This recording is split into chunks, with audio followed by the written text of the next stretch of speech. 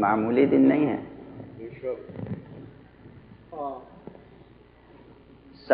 سال کے یہ 12 مہینے علم الہی میں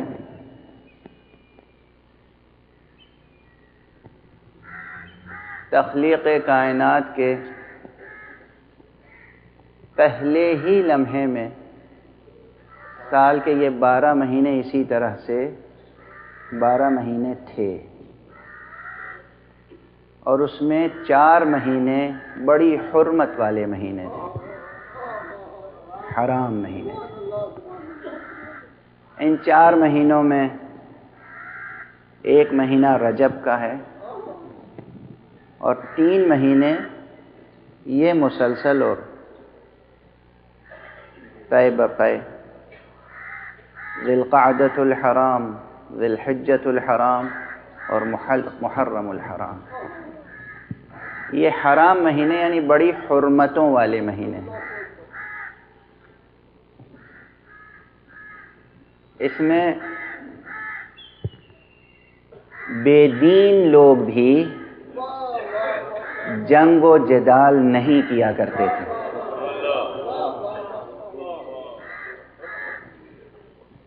مشرکین، کافرین، بت پرست، ملحد، زمانے جاہلیت کے لوگ بھی اس کا احترام کرتے تھے. لیکن ہم مجبور ہیں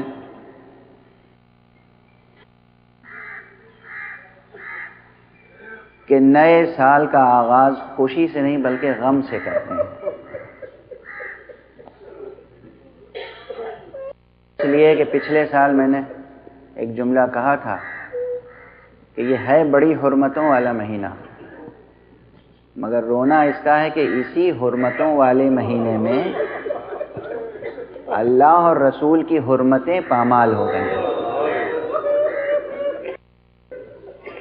یہ رونے کی بات بھی ہے، فکر کی بات بھی ہے، فکر کی بات بھی ہے. تو میں آپ غور فرمائیں تو ذی الحجہ قربانیوں کا مہینہ ہے، لیکن میں عرض کرتا ہوں کہ ذی الحجہ کے بعد محرم کا آنا بلا فصل ایک عجیب تاریخی اور حقیقی ارتقاء کو ہمارے سامنے لے آتا ہے. ذی الحجہ کا مہینہ قربانیوں کے آغاز کا مہینہ ہے، محرم کا مہینہ قربانیوں کی انتہا کا مہینہ.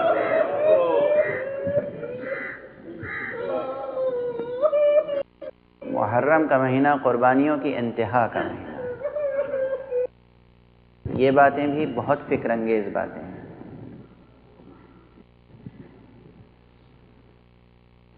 قربانیاں جو دی گئیں کس لیے دی گئیں؟ کس لیے قربانیاں دی گئیں؟ اللہ کے جتنے نبی آئے، جتنے رسول آئے، اپنی جتنی حجتیں بھیجیں، اللہ کے جتنے بزرگ اولیاء اللہ گزرے، ان سب نے قربانیاں دی. جس کا جو مرتبہ اس نے اپنے مرتبے کے مطابق قربانیاں دی. یہ تمام قربانیاں کس لیے دی گئیں؟ کتنا بڑا سوال.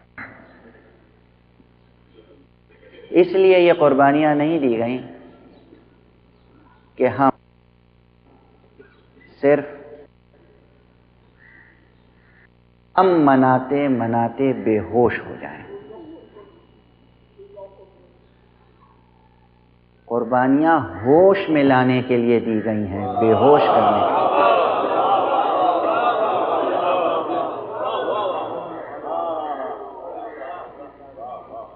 قربانیاں ہوش میں لانے کے لیے دی گئی، بے ہوش کرنے کے لیے قربانیاں نہیں. کیا ہوش میں لانے کے لیے؟ کہ کا ہوش آ جانا چاہیے. یہاں سے ایک بڑی سنجیدہ، بڑی اہم گفتگو کا آغاز کر رہا ہوں.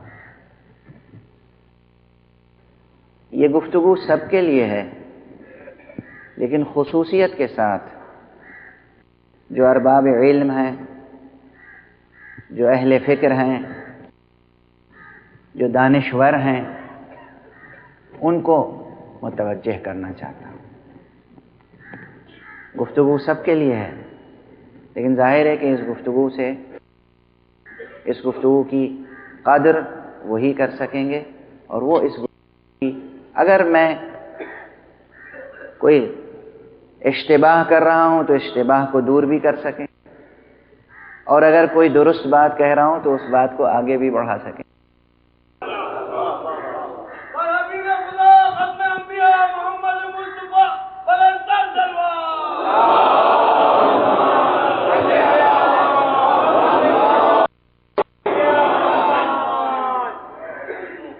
مسئلہ شروع ہو رہا ہے، انسان کو کس بات کا ہوش آ جانا چاہیے.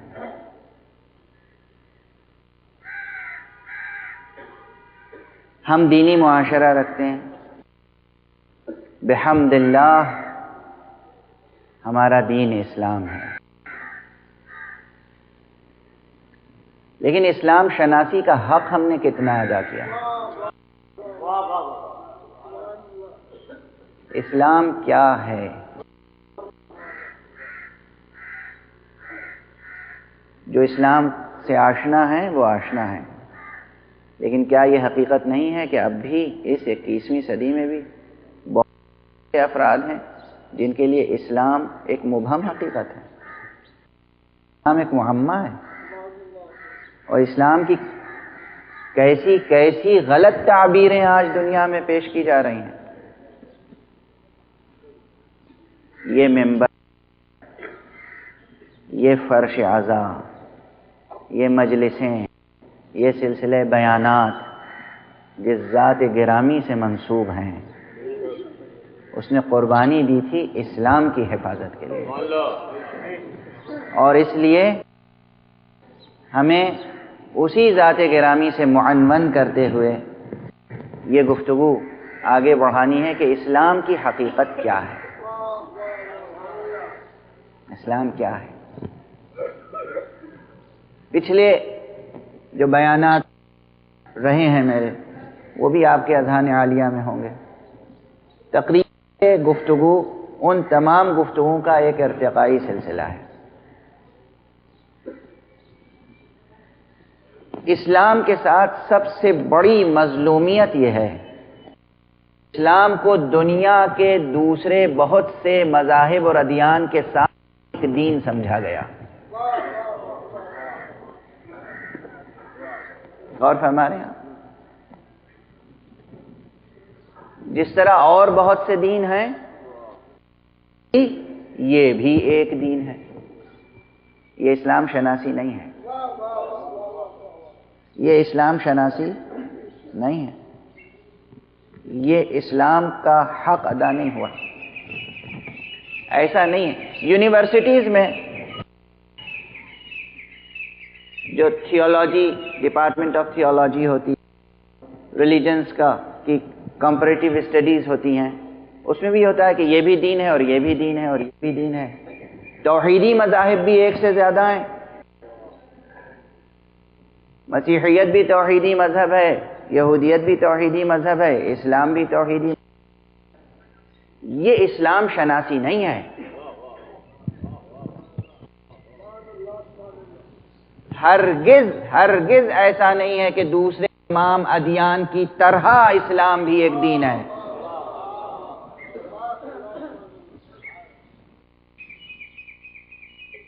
بلکہ حقیقت ہے کہ اسلام دوسرے تمام ادیان کا ناسخ ہے، اور نگاہ مشیت میں، نگاہ قدرت میں اسلام ہی تنہا دین ہے.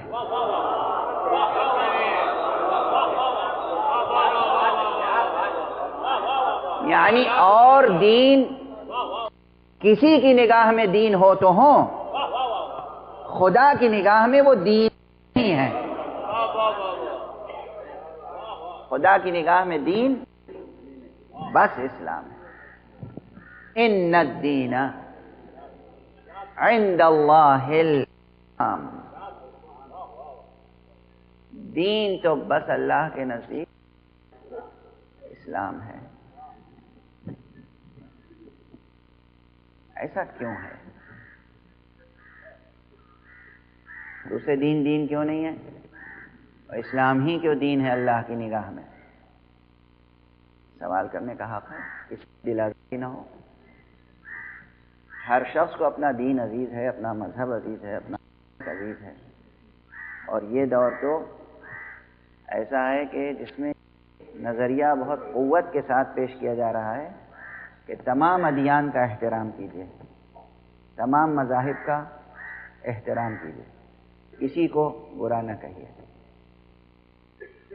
اخلاقیات، یہ اخلاقیات کسی اور نے نہیں، ابتداءً اسلام ہی نے سکھائی ہیں، اسلام ہی نے سکھائی ہیں۔ برا نہ کہیے، برا کہنا اور ہے لیکن صحیح اور غلط کا فیصلہ کرنا اور ہے۔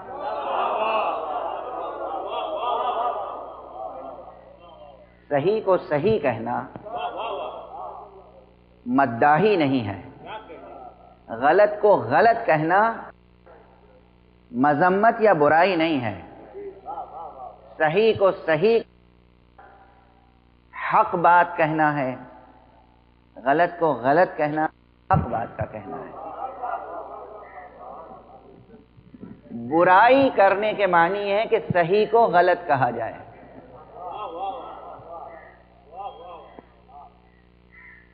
اور جس طرح صحیح کو غلط کہنا برا ہے، اسی طرح غلط کو صحیح کہنا بھی برا ہے۔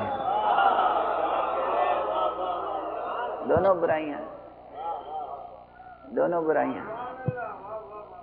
صحیح کو صحیح کہنا بھی صحیح ہے اور غلط کو غلط کہنا صحیح ہے۔ اور ہمارے یہاں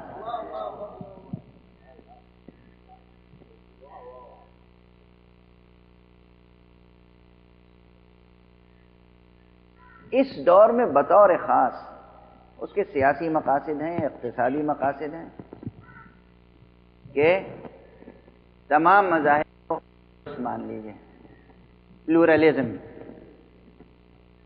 لبرلزم اور نہ جانے کتنے کتنے ازم کے نام پر نئے نئے نظریات پیش کیے جاتے ہیں کہ ہر مذہب کا احترام کیجیے، ہر انسان کا احترام کیجیے۔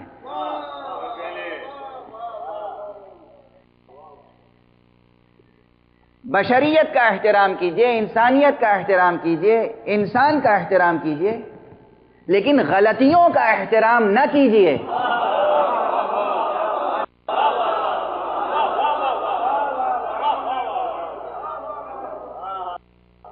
غلطیوں کا احترام کرنا انسانیت کی بے حرمتی ہے۔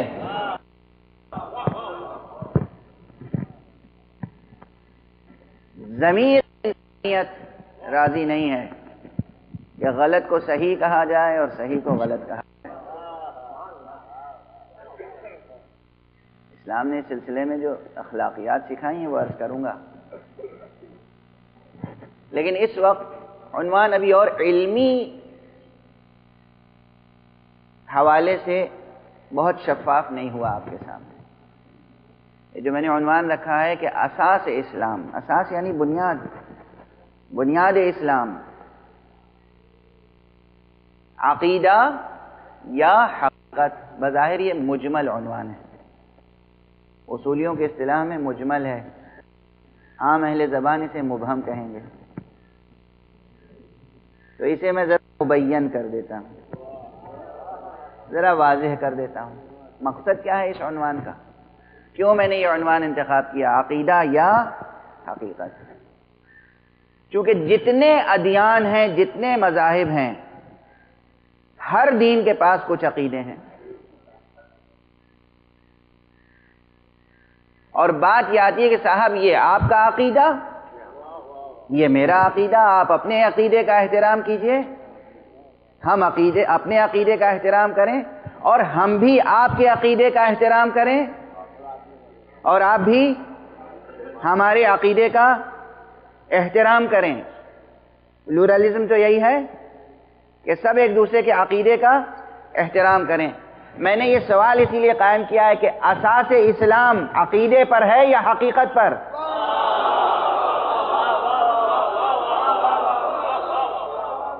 عقیدہ، فیتھ، بلیو، عقیدہ۔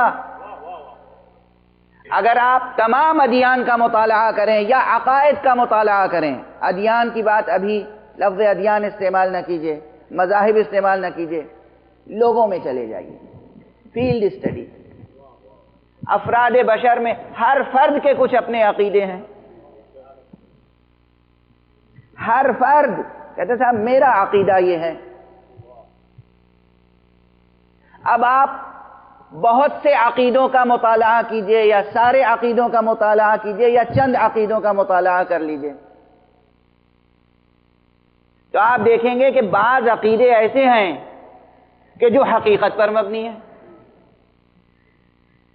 بعض عقیدے ایسے ہیں کہ جو صرف توہم پر مبنی ہیں، بعض عقیدے ایسے ہیں جو اشتباہات پر مبنی ہیں۔ آخر یہ عقیدہ کہ پتھر کی ایک مورتی سنتی ہے، ہماری مدد کرتی ہے، یہ عقیدہ کیا حقیقت پر مبنی ہے؟ عقیدہ تو ہے، عقیدہ تو ہے، اس کے عقیدہ ہونے میں کوئی شبہ نہیں ہے، مگر یہ عقیدہ ریئلٹی پر بیس کر رہا ہے، حقیقت پر بیس کر رہا ہے، یا صرف توہم پر؟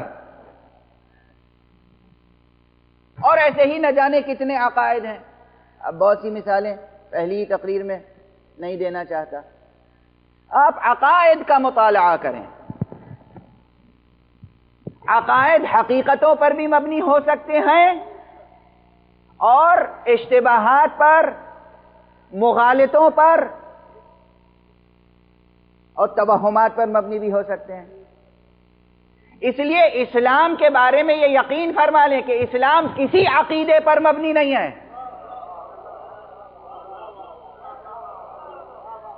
اسلام کوئی عقیدہ انٹروڈیوس نہیں کرتا، کوئی عقیدہ انٹروڈیوس نہیں کرتا۔ قرآن مجید میں کہیں لفظ عقیدہ ہے؟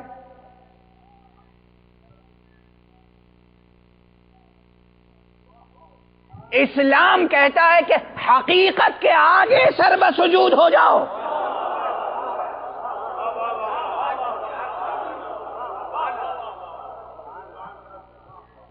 حق کو حق کہنا اسلام ہے، حقیقت کو حقیقت کہنا اسلام ہے۔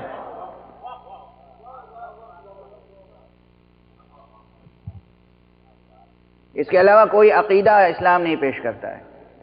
بہت بحث ہوگی اس پر، مجھے معلوم ہے، بحث ہونی چاہیے، ہم پیدا ہوئے ہیں بحث کرنے کے لیے۔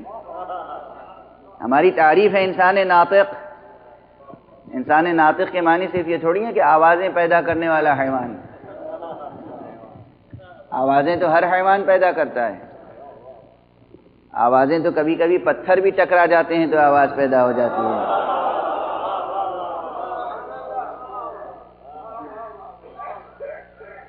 حیوان ناطق کے معنی یہ ہے کہ سوچنے والا انسان، حیوان، سوچنے والا جاندار، فکر کرنے والا جاندار، مجہول کو معلوم بنانے والا جاندار، نامعلوم کو معلوم بنانے والا جاندار، حق کو حق سمجھنے والا جاندار، حقیقت کی تلاش کرنے والا جاندار۔